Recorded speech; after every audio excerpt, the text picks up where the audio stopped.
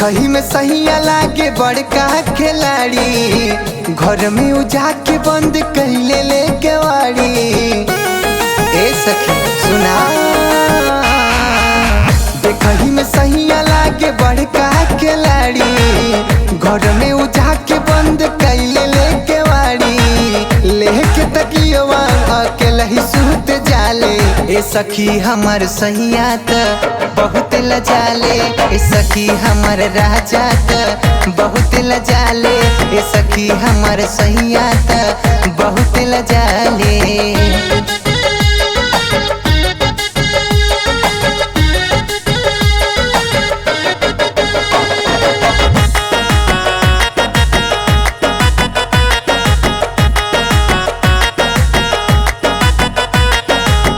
भोरे भोरे उठ के उछारे ले ही पी, लगे हम जाइयों का बढ़े लगे पी।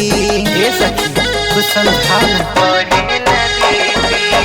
भोरे भोरे उठ के उछारे ले ही पी, लगे हम जाइयों का बढ़े लगे पी। भरी जवानी के उ समझत न बाड़े, ना जाने कौना मिट्टी के बनल बाड़े। एने ओने छुई त बहुत शर्माले, ए सखी हमर सहिया त बहुत लजाले, ये सखी हमर सहिया त बहुत लजाले, ये सखी हमर सहिया त बहुत लजाले।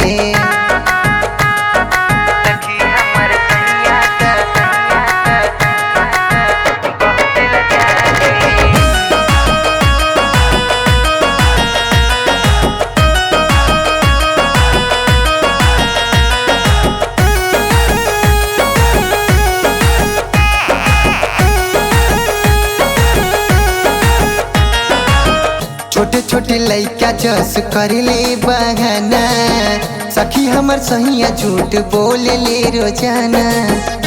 बड़ा शर्मिला पति पागल बने ये सखी सुना, छोटे छोटे लइका जस करले बहाना, सखी हमर सहिया झूठ बोले ले रोजाना।